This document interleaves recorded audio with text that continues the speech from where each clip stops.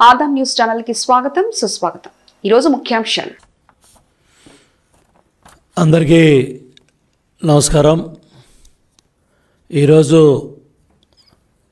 కేశినేని నాని వ్యాఖ్యలు చాలా బాధ్యతారాహిత్యం, దుర్మార్గం, అవకాశవాద రాజకీయాలకి, దిగజారుడు రాజకీయాలకి ప్రతీక। 2 సార్లు బీఫామ్ ఇచ్చి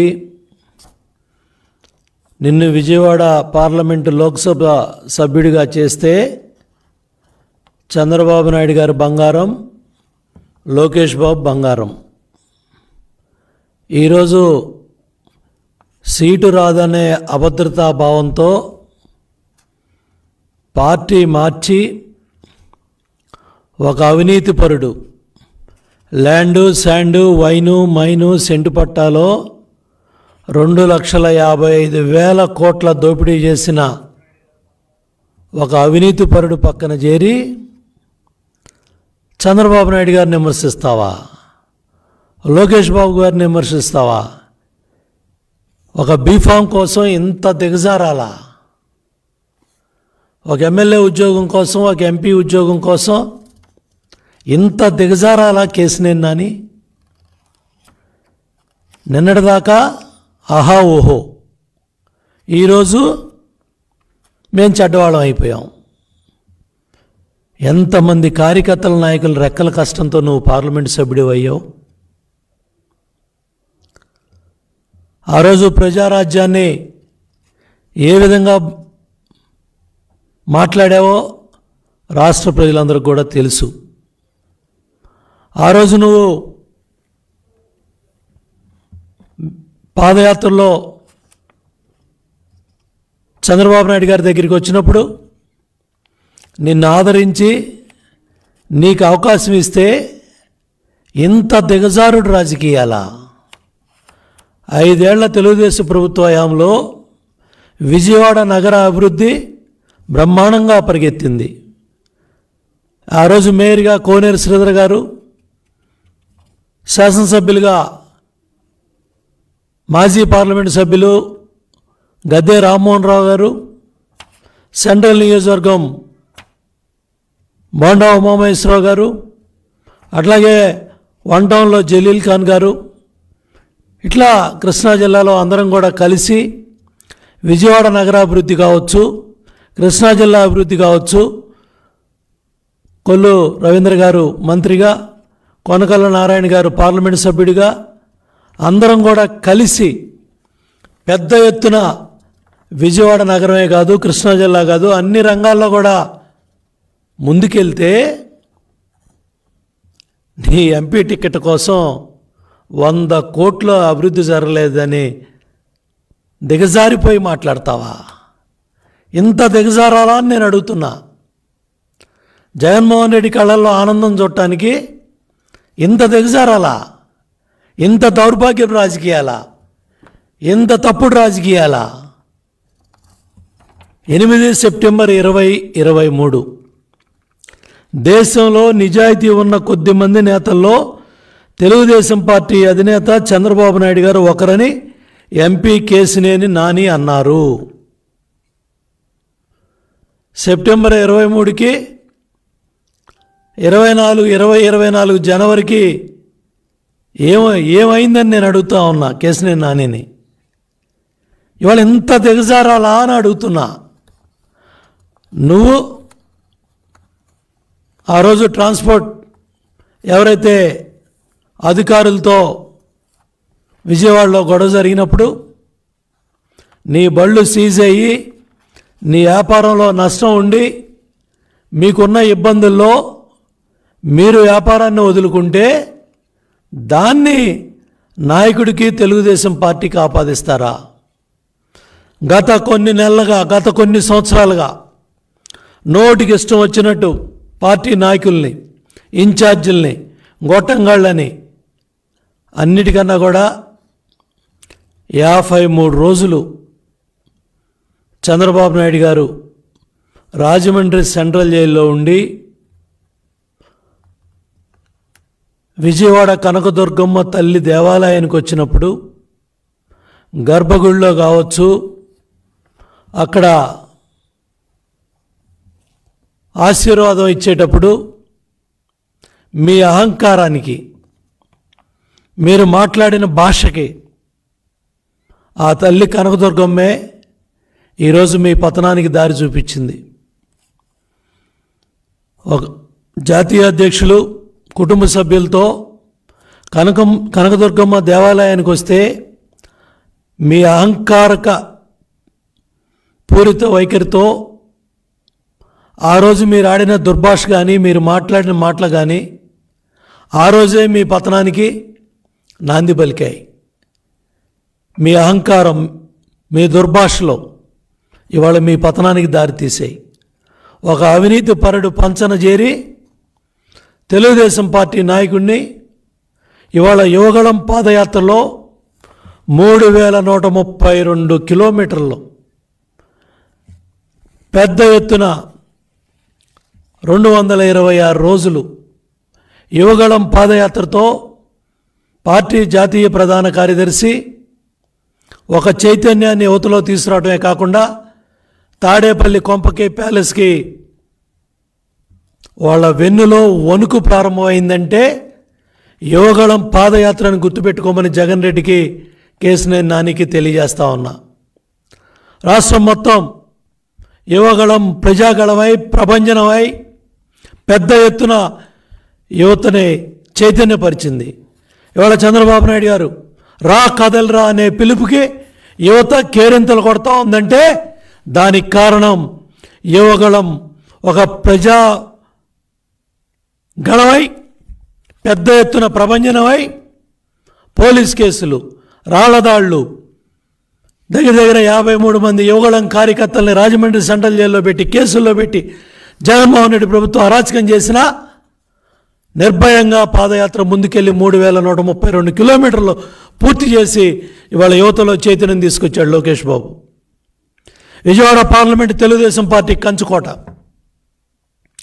ఆ కంచుకోటలో 2 సార్లు గెలిచి నువ్వు నీ అహంకారంతో ఇవాళ ఆఫ్టర్ ఆల్ అని ఓడిపోయిన మమ్మల్ని నీ అహంకారంతో, మదంతో నువ్వు మాట్లాడచ్చు, తిట్టచ్చు. ఎక్కడా దీనికేం మేము ఎరవట్లా, కానీ నీ అహంకారాన్ని ప్రజలు చూస్తూ ఉన్నారు. నువ్వు ఎన్ని సంవత్సరాలుగా నువ్వు మాట్లాడుతూ ఉన్న భాష కానీ, నీ అహంకారపూరిత వైఖరి కానీ, నీ మాటలు కానీ ఎంతోమంది కార్యకర్తల్ని, నాయకుల్ని బాధకు గురి చేసినా నాయకుడి మీద గౌరవంతో, అధినాయకుడు పార్టీని కష్టకాలంలో ముందుకు తీసుకెళ్లాలని ఆయన మంచితనం, ఆయన కష్టం, ఆయన రెక్కల కష్టం, ఎన్నో అవమానాలు, ఎన్నో ఇబ్బందులు, కుటుంబ సభ్యులు, లోకేష్ బాబు, చంద్రబాబు నాయుడు గారు, పార్టీ కార్యకర్తలు, నాయకులు, స్వయంగా నాయకుడే 53 రోజులు జైలుకి వెళ్ళొస్తే ఇంత దిగజారి మాట్లాడతావా? నేను అడుగుతున్నానని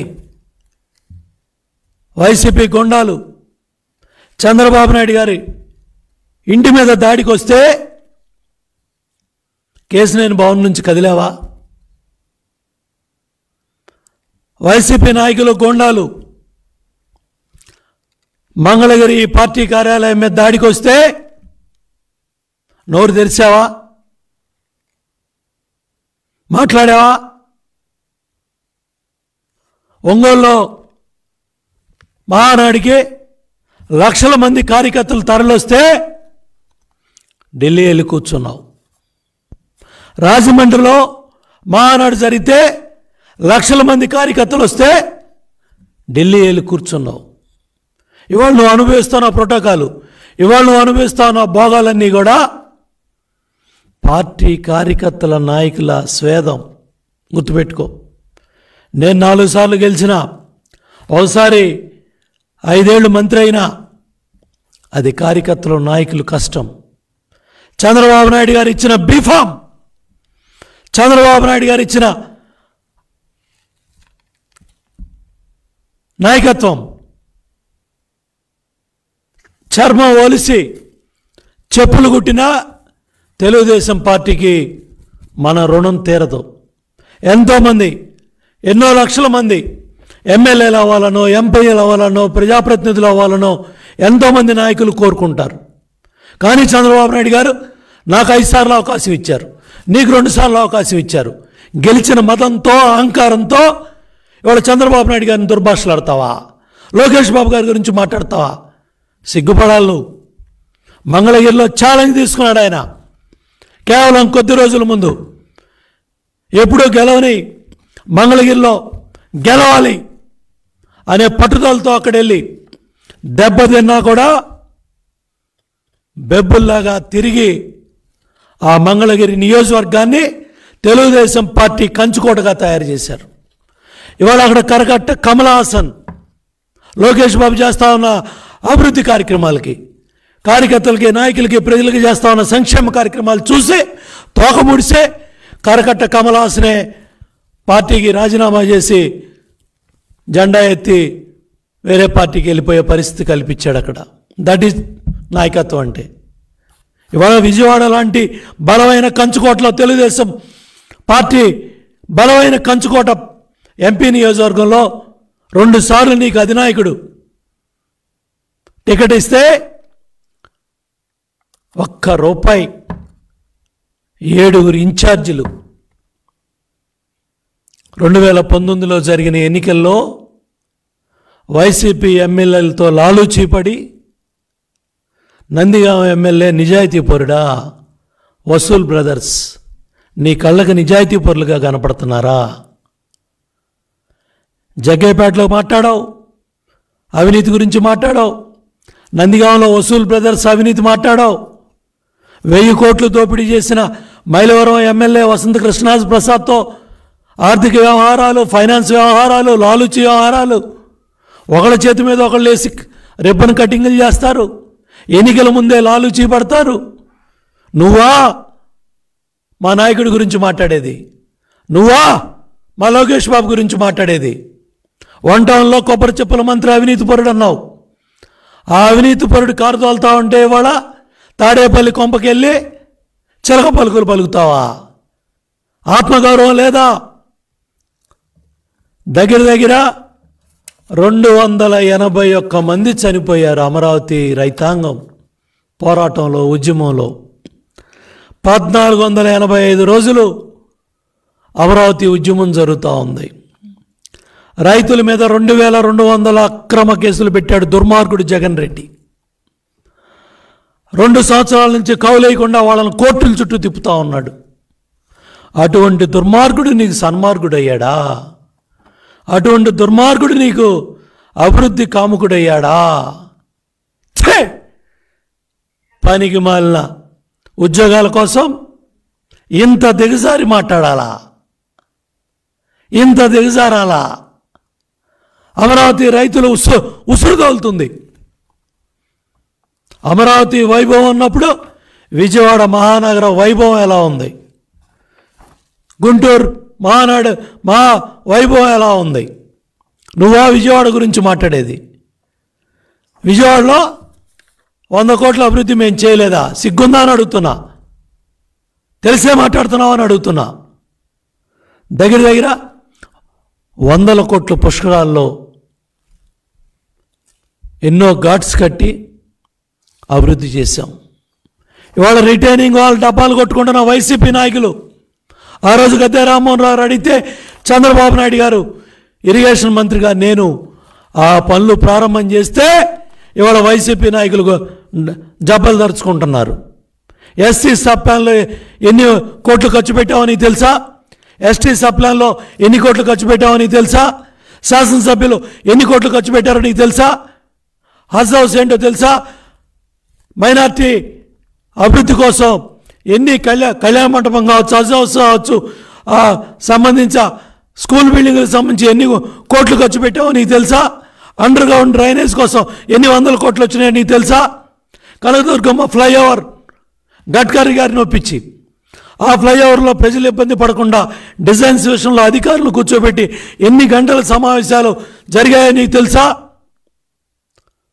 సోషల్ మీడియాలో నోరికి అద్దు అదుపు లేకుండా ఎంపీగా గెలిచామనే అహంకారంతో 55 నెలలుగా నీ ఇష్టం వచ్చిన పోస్టులు పెట్టుకున్నా, నీ ఇష్టం వచ్చినట్టు నువ్వు మాట్లాడినా, ఎన్ని దుర్భాషలాడినా, ఎన్ని మాట్లాడినా కూడా ఎందుకు సాధించావంటే పార్టీ క్రమశిక్షణ, పార్టీ అధినాయకుడు కష్టం, ఆయన పడతా ఉన్న కష్టం, ఆయన చేస్తా ఉన్న కష్టం, అవన్నీ మర్చిపోయి జగన్ రెడ్డి పంచన చేరి నోటికి వచ్చినట్టు అద్దు అదుపు లేకుండా అబద్ధాలు మాట్లాడతావా? గ్రీనరీ చేయాలని గన్నవరం నుంచి విజయవాడ మహానగరం దేశ విదేశాల నుంచి ఎంతోమంది వచ్చిన వాళ్ళంతా కూడా ఇది మన విజయవాడేనా, ఈ గ్రీనరీ మన విజయవాడేనా, ఈ లైటింగ్ మన విజయవాడేనా, గన్నవరం ఎయిర్పోర్ట్ నుంచి వెంకయ్యనాయుడు గారు కానీ ఎంతోమంది పెద్దవాళ్ళు వచ్చినప్పుడు ఆ విజయవాడ విమానాశ్రయం అభివృద్ధికి ఆ రోజు అశోక్ గజపతిరాజు గారు, ఆ రోజు ఉన్న కేంద్ర మంత్రులు, మన ఎంపీలు అందరూ కూడా బాధ్యత తీసుకొని ఇవాళ పెద్ద ఎత్తున ముందుకు తీసుకెళ్తా ఉంటే ఈ 5 ఏళ్లలో ఏనాడన్నా జగన్ రెడ్డిని విజయవాడ అభివృద్ధి మీద నిలదీశావా? ఆ దమ్ము ధైర్యం నీకుందా? అండర్గ్రౌండ్ డ్రైనేజ్ పనులు అడ్డగోలుగా గాలికి వదిలేస్తే పార్లమెంటు సభ్యుడిగా ఏనాడన్నా జగన్ రెడ్డిని నిలదీశావా? విజయవాడలో అభివృద్ధి కార్యక్రమాలు తెలుగుదేశం పార్టీ శాసనసభ్యులు చేసిన అభివృద్ధి కార్యక్రమాలని మధ్యలో అడ్డుకుంటే ఏ రోజన్నా జగన్ రెడ్డిని కానీ, ఎమ్మెల్యేలు కానీ, మంత్రులు కానీ జిల్లాలో నిలదీశావా? ప్రశ్నించావా? ఏనాడన్నా ఏ సమావేశానికి వెళ్ళి ఎంతసేపటికి నా ప్రోటోకాల్ అని మా మీద పడి ఆడవటం తప్ప, తెలుగుదేశం పార్టీ ఇన్ఛార్జీల మీద, నాయకుల మీద పడి ఆడవటం తప్ప ఏనాడన్నా జగన్ రెడ్డిని కానీ, వైసీపీ నాయకులను కానీ, వైసీపీ మంత్రులను కానీ, ఎమ్మెల్యేలను కానీ ఏనాడన్నా ప్రశ్నించావా? ఎంతసేపటికి తెలుగుదేశం పార్టీ ఇన్ఛార్జీలను తిట్టడం, తెలుగుదేశం పార్టీ నాయకుల్ని తిట్టడం, కించపరచడం, నీ అహంకారం, నీ బాధ్యత లేని ప్రకటనలో, నీ ఇష్టం వచ్చినట్టు నీ మూడ్ను బట్టి నువ్వు పోగొట్టుకున్న వ్యాపారం, నువ్వు వదిలేసిన వ్యాపారం, నీ బళ్ళు సీజే ఫైనాన్స్ కంపెనీ వాళ్ళు మీ వ్యవహారాలన్నీ తెచ్చి మా పార్టీకి, మా నాయకుడికి రుద్దటానికి నీకు ఎవరు అధికారం ఇచ్చారని చెప్పి నేను కేశినేని నానిని ప్రశ్నిస్తూ ఉన్నాను.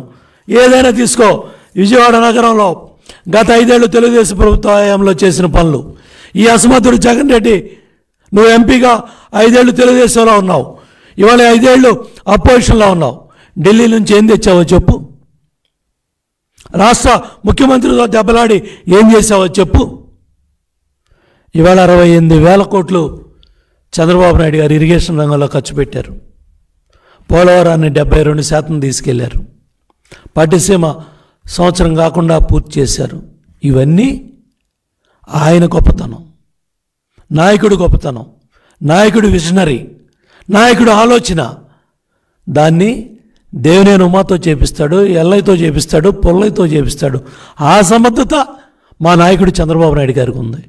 ఇవాళ బండి కింద కుక్క, బండి వెళ్తా ఉంటే కుక్క, నేనే బండి మోస్తానని కుక్క మొరిగినట్టు బాధ్యత లేకుండా ఎవరో మొరగకూడదు. ఇవాళ అధినాయకుడు, ఆయనకున్న విజనరీ, ఈ రాష్ట్ర అభివృద్ధి కోసం అమరావతి వైభవం ఉన్నప్పుడు విజయవాడ నగర వైభవం ఎలా ఉంది? వ్యాపారస్తులను అడుగు, ఉద్యోగస్తులను అడుగు, సామాన్య కార్యకర్తలను అడుగు. ఇవాళ నువ్వు పార్టీ మార్చి చంద్రబాబు నాయుడు గారిని తిట్టేటప్పుడు నెల రోజులుగా ఉద్యమం చేస్తూ ఉన్న అంగన్వాడీ అక్క చెల్లెలు నీ కనపడలా, రోడ్డు ఎక్కిన ఆశా వర్కర్లు నీ కనపడలా, దెబ్బలు తిన్న సర్వశిక్ష అభియాన్ ఉద్యోగస్తులు నీ కనపడలా. నిన్న టీచర్ల అక్క చెల్లెల్ని, అన్నదమ్ముల్ని, టీచర్లను పట్టుకొని పోలీసులు లాక్కెళ్తా ఉంటే, లాఠీలతో పోలీస్ స్టేషన్లో పడేస్తూ ఉంటే, కొడతా ఉంటే నీకు కనపడలా.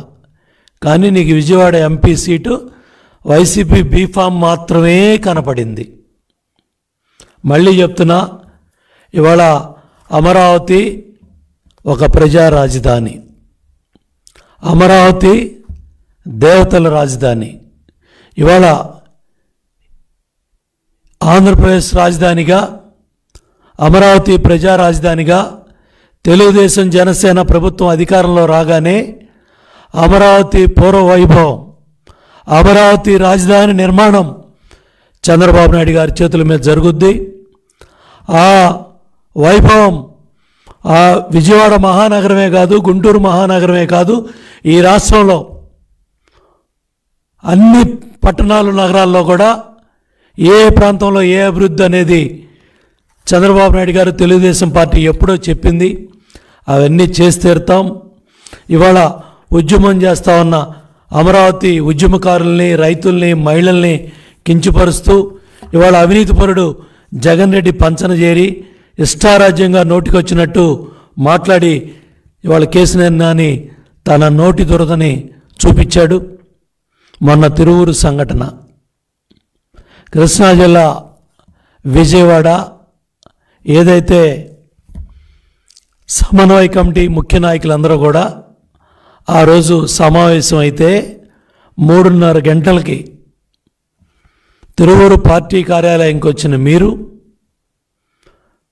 ఆ రోజు మీరు చేయించిన విధ్వంసం, ఒక ఎస్సీ ఇన్ఛార్జ్ సేవల దేవదత్ గారిని మీరు మాట్లాడిన దుర్భాషలు, మీరు తిట్టిన తిట్లు, ఆ రోజు మీ సమక్షంలో ఆయన మీద పడ్డ కుర్చీలు, మీ సమక్షంలో ఆయన మీద మీరు చేయించిన దాడి మీ మనుషులతో, వీడియోలు, టీవీలు, సోషల్ మీడియా అవన్నీ చూంచింది కేసీఆర్ నాని.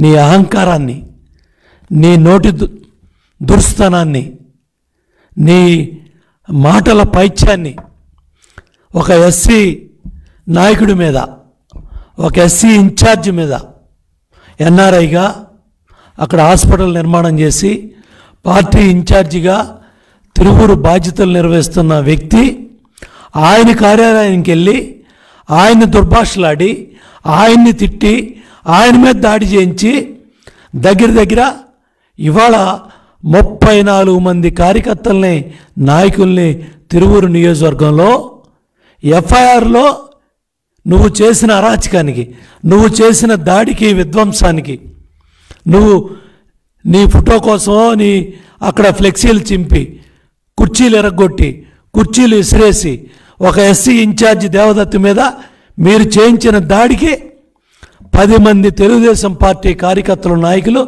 తిరువూరు జైల్లో ఉన్నారు. మీ కళ్ళకు కనపడలేదా? జైలుకి వెళ్తే మీకు 3 కనపడ్డారు, 10 మంది కనపడలా. ఇదేనా కార్యకర్తల పట్ల, నాయకుల పట్ల గౌరవం? మీ అహంకారానికి ఇవాళ 10 మంది తెలుగుదేశం పార్టీ కార్యకర్తల, నాయకులు జైల్లో ఉన్నారు. నూజివీడు జైల్లో ఉన్నారు. దానికి ఏం సమాధానం చెప్తారు వాళ్ళ కుటుంబ సభ్యులకి? నీకోసం కష్టపడ్డ కార్యకర్తల, నాయకులు వాళ్ళు ఇవాళ దగ్గర 24 మంది కార్యకర్తల, నాయకులు వారం రోజులుగా ఇళ్ల దగ్గర లేరు. ఇంకా 14 మంది నాయకుల మీద వైసీపీ గోండాలు ప్రభుత్వం కేసు పెడతా ఉంటే నీకు సంబంధించిన కార్యకర్తలని, నాయకుల్ని బూతుల మంత్రి కొడాల నానితో కలిసి, పోలీసు ఉన్నతాధికారులతో కలిసి ఆ పేర్లు తీయించిన మాట వాస్తవం కాదా కేసీఆర్ నాని అని అడుగుతున్నా. మరి మీకు సంబంధించిన నాయకులు 5-6 పేర్లు తీసేటప్పుడు మిగతా కార్యకర్తల నాయకుల పేర్లు ఎందుకు తీయించలేకపోయావు? ఎందుకు లాలూచి పడలేకపోయావు? ఒక 5-6 నాయకుల కోసం లాలూచి పడ్డ నువ్వు మరి ఇంతమంది మీద, 38 మంది మీద కేసులు ఎందుకు పెట్టించావు? నీ అహంకారం, నీ తొందరపడతాను, నీ దురుస్తాను, దానివల్ల ఇవాళ 38 మంది తెలుగుదేశం పార్టీ కార్యకర్తలు, నాయకులు, వాళ్ళ కుటుంబ సభ్యులు కన్నీళ్లు పెట్టుకుంటా ఉన్నారు.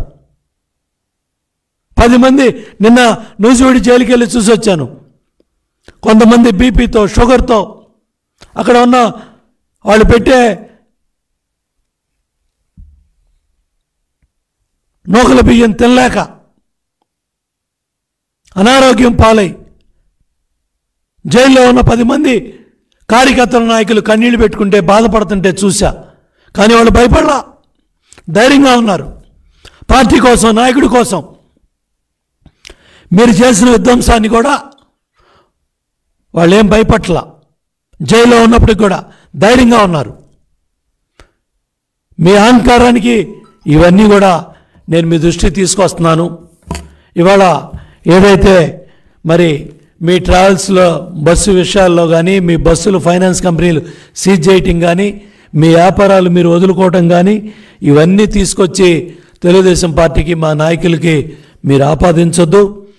దగ్గర దగ్గర 7 ఇన్ఛార్జీలు నియోజకవర్గంలో ఎందుకు ఈరోజు మీకు దూరంగా ఉన్నారు? మీ నోటి దోలకి ఎందుకు దూరంగా ఉన్నారు? మీ అహంకారానికి ఎందుకు దూరంగా ఉన్నారు? ఇది మీ అహంకారం కాదా? మీ అసమర్థత కాదా? మీ చేతకాంతనం కాదా? దాన్ని మీరు పార్టీకి, నాయకుడికి ఆపాదిస్తారా? మీ వ్యక్తిగత ప్రయోజనాల కోసం, మీ రాజకీయ అవసరాల కోసం 2 సార్లు బీఫామ్ మీకు ఇచ్చారు ఎంపీగా. మీ కుమార్తెకి కార్పొరేటర్గా తెలుగుదేశం పార్టీ తరఫున విజయవాడలో బీఫామ్ ఇచ్చారు. మేయర్గా మీరే స్వయం ప్రకటిత మేయర్గా మీరే ప్రకటించేసుకున్నారు. ఎవరన్నా అడ్డం పడ్డారా? మీ ప్రకటనలకు మేమన్నా అడ్డం పడ్డావా? లక్షల కోట్లు అవినీతి చేసిన అవినీతి పరుడు పక్కన చేరి నాయకుడు చంద్రబాబు నాయుడు గారిని విమర్శించడం అంటే తల్లిపాలు తాగి రొమ్ముగుద్దటమే. అది తల్లిపాలు తాగి రొమ్ముగుద్దటమే. 2 సార్లు బీఫామ్ ఇచ్చి 2019లో పార్లమెంటు సభ్యుడిగా నీకు టికెట్ ఇస్తానన్నప్పుడు, నీ దగ్గర డబ్బులు లేవన్నప్పుడు 7 శాసనసభ్యులుగా నుంచున్న అభ్యర్థులు ఖర్చు పెట్టారు తప్ప, పార్టీ ఖర్చు పెట్టింది తప్ప, ₹1 ఖర్చు పెట్టావా? గుండె మీద చేసుకొని చెప్పు. 2019 ఎన్నికల్లో 7 శాసనసభ్యులు, పార్టీ నాయకత్వం వాళ్ళు ఖర్చు పెట్టుకొని నిన్ను గెలిపించారు ఎంపీగా. నువ్వు చేసిన ఘనకార్యం ఏంటంటే వైసీపీ నాయకులతో లాలు చూపడి, ఎమ్మెల్యేలతో లాలు చూపడి, నాకు ఎంపీ ఓటు వేయండి, ఎమ్మెల్యే ఓటు మీ ఇష్టం. ఎప్పుడన్నా విజయవాడ పార్లమెంటు పరిధిలో శాసనసభ్యుడికి, పార్లమెంటు అభ్యర్థికి సమానంగా ఓట్లు వచ్చే అంత క్రమశిక్షణ గల పార్టీ తెలుగుదేశం పార్టీ. ఎప్పుడు కనీసం 150 ఓట్లు, 200 ఓట్లు కూడా ఎక్కువ తక్కువ వచ్చేవి కాదు. అటువంటిది 5 సంవత్సరాలు శాసనసభ్యుడిగా, పార్లమెంటు సభ్యుడిగా నువ్వు నీ ఇష్టారాజ్యంగా శాసనసభ్యుల్ని, నాయకుల్ని కించపరుస్తూ కూర్చోబెట్టి నీ ఇష్టం వచ్చినట్టు మాట్లాడి ఎన్ని దుర్భాషలాడినా కూడా నాయకుడి మీద గౌరవం, పార్టీ క్రమశిక్షణ, ప్రతి ఒక్క కార్యకర్త నాయకుడు కూడా నీ అహంకారాన్ని నువ్వెంత ప్రదర్శించినా, నువ్వెంత నోటి దురుసు తనం చూపించినా ఎవరు మాట్లాడలేదే. పార్లమెంటు సభ్యుల నిధులు కూడా కార్యకర్తలు అడిగితే ఇస్తారు, నాయకులు అడిగితే ఇస్తారు పార్టీ.